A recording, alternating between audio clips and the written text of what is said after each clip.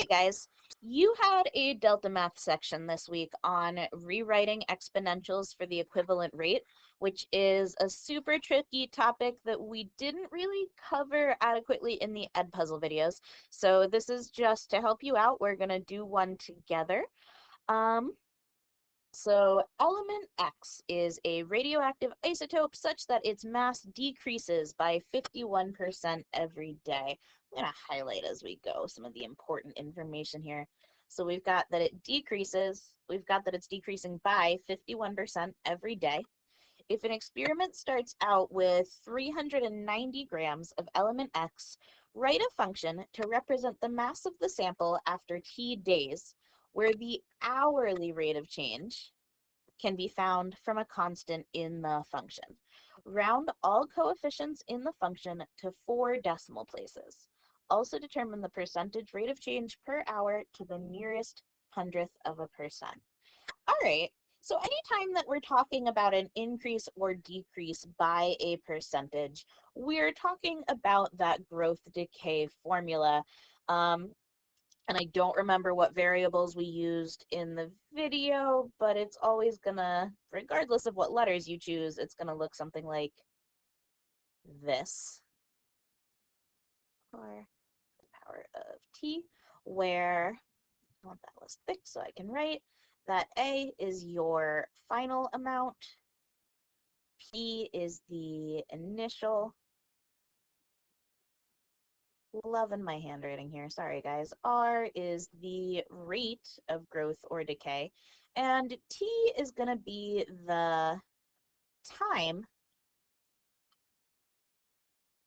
but it's got to be time in the same terms as the rate. So for example, in this problem, it says that the mass decreases by 51% every day. So if we're going to use that 51% as our rate, that means that the time that we're counting also has to be in days because the rate is per day. So the tricky thing that this problem is asking you about is how can we then set that up to think about the hourly rate of change instead of the daily rate of change? So let's start by just setting up these variables with the daily rate of change. If we were just worrying about days, we would say, all right, A equals, let's see, our initial amount is 390 grams, so we'll plug in 390 for P, times 1 plus or minus the rate of growth or decay. Is this plus or minus? Well, it's decreasing, so that means it's a decay function, so I'm going to do 1 minus the growth rate, and then the decay rate, and our decay rate is 51%, which I have to put in as a decimal, so I divide by 100, and I get 0.51 to the number of days, where t equals number of days. So that's our daily formula. But we want to instead have hourly formula. So we want to start counting the number of hours and find the hourly rate of change. In order to do that, we're counting hours. What's the relationship between the number of hours and the number of days? So if t is days, what would we do to t to find out how many hours it's been? Well, there are 24 hours in a day, so I'm going to do 24 times t to get the number of hours. And that's going to be our new time, is instead of just saying t, which is number of days, I'm going to plug in 24 to get the number of hours. But now we have to kind of balance this equation because we've changed it unfairly. We've multiplied the amount of time by 24, but we've left this rate down here as the daily rate, and that's not the amount that this function is changing hourly, that's the amount it's changing daily, so it no longer matches with our time. So we have to fix that, and here's how we fix that. Whatever number we're multiplying times t, in this case 24, we're going to bring in the reciprocal of that. So the reciprocal of 24 is 1 over 24. And I'm going to rewrite this problem as A equals 390 times, what is 1 minus 0.05 or 0.51? It's 0.49 to the 1/24th power to the 24t. And what that does, wow, that's not very readable. Let me set that up so you can actually see it, because this is sort of the important bit. There we go. I'm gonna move that over. I'm gonna fix my handwriting a little bit. What this does is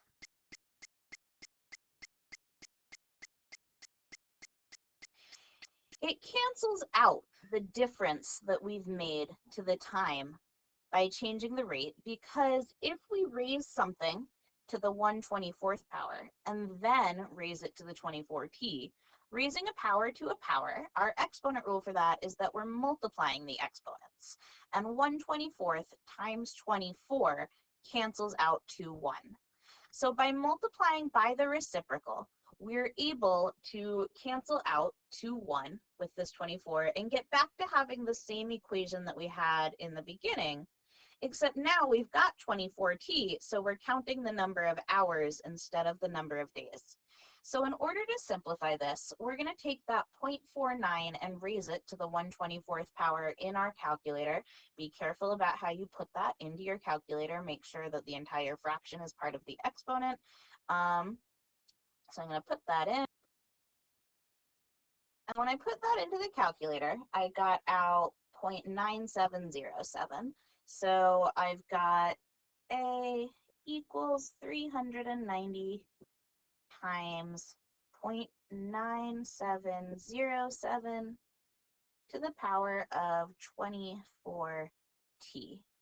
And that is a function to find the hourly rate of change using the constant t, so finding the mass after t days. And that's what you would put in for the equation at the beginning of this. You'd have 390 times 0.9707 to the 24t. And then they asked us what the actual growth or decay rate is to the nearest hundredth of a percent. So that's going to mean that we have to take this number here, this 0.9707, and link it back to that 1 minus r in the original equation, because that's the spot it's in. So we know that in this hourly rate equation, 1 minus r equals 0.9707. Let's just solve for r there. I'm going to add r to both sides. So 1 equals r plus 0.9707, and then I'm going to subtract 0.9707 from both sides.